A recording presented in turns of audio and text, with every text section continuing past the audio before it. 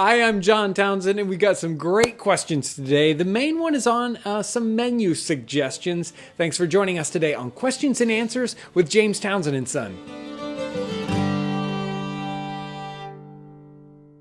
My first question today is from Doc Mannheim.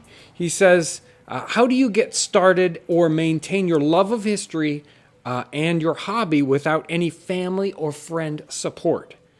I think the real answer here is that what you need to be looking for is a group locally that's doing what you're interested in doing.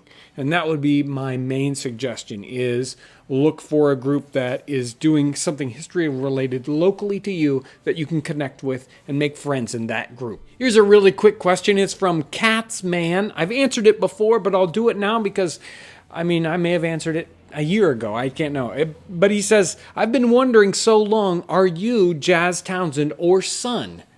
And I am John Townsend. My father is James Townsend. His father was James Townsend. And my brother is also a James Townsend. So there are lots of James Townsends and lots of sons.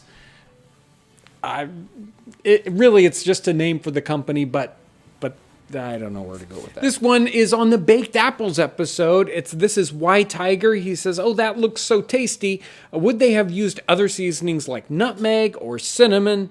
Yes, I would say that really many of these recipes, again, are just suggestions, and a cinnamon or nutmeg would make a great addition to the seasoning in this dish. This question is also from the baked apples episode. This is Flying VS Farm. He says, it's such a delightful treat to see Ivy accompany you in videos. The apples look delicious. Where might one look if interested in obtaining orange blossom water that you spoke of in several videos? I found mine on Amazon. If you've got a local ethnic food market, maybe Indian foods, or some other ones. I'm not sure what the specialty is, where that's mostly from, but I find mine on Amazon because it's really quick and easy. Here's a great question from Mateo Highland. It says, were regular people able to get meat on their plates regularly? It's an interesting question. We've kind of covered that in the past, sometimes talking about the food for rich and poor. And this is another one of those, I guess by regular people, you probably mean, lower class folks, poor people that they would refer to in the time period. And I truly believe that meat wasn't that unavailable to them. Of course, this is totally up to the location where you're at and the exact time where you're at as to whether or not, the very poor people in that particular situation had access to that. But here's a really quick idea. Here's a bill of fare from a poorhouse or a workhouse in 1725. And this is what the poorhouse is feeding its people. Breakfast on Sunday, children get a hard biscuit. That's it. But for dinner, or we might call it lunch, a buttock of beef and a pudding. And they mean a piece of boiled pudding. And for supper, again, they get the same thing as they got for breakfast, a hard biscuit or bread and cheese for old people. And on Monday, breakfast is beef broth, and then lunch is cold meat and a pudding, bread and cheese for supper. So you can kind of get an idea there that even people in a poor house are having access to meat fairly regularly. In fact, every day. And other documents for poor houses or workhouse situations are very similar.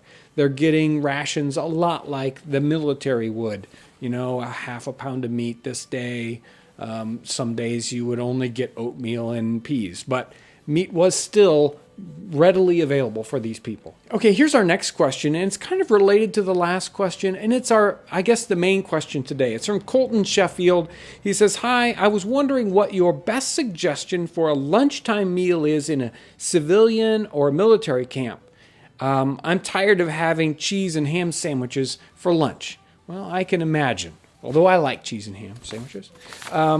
But I think actually this same bill of fare for this poorhouse in 1725 is actually a really good idea about what's going on here. What kind of things people expected to eat in a lunchtime situation. Cold meat and a pudding. The next day, I'm not sure, double rans of beef and pudding, but just meat and a small boiled pudding, which are easily done in camp. Here's an interesting one. Thursday on lunch, they had a mouse piece of beef and peas pudding. In other words, a small, like a mugget piece of beef. And, again, it was common for the supper or the later meal to just be bread and butter or bread and cheese. So your sandwich of ham and cheese on bread really isn't that far from what some of these people are expecting to eat regularly. So if you want some other quick suggestions, we've got a lot of really interesting cooking episodes out there. Something that's really easy and quick and a little bit different is another hasty pudding, the little round boiled puddings. Those were really interesting and very quick to make, and a good mix with a meat that you put in the pot or a stew for lunch. All these things are very typical of someone in a camp or in a not high class eating situation.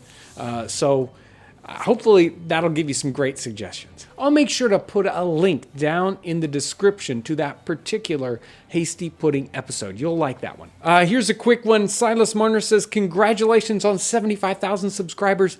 Thank you, and I want to thank you guys out there. I mean, we don't make the subscribers. You're the people who are helping us get more subscribers. Thank you so much for sharing our videos, commenting, and giving the idea to other folks to take a look at this channel. Thank you so much. Couple of really quick announcements.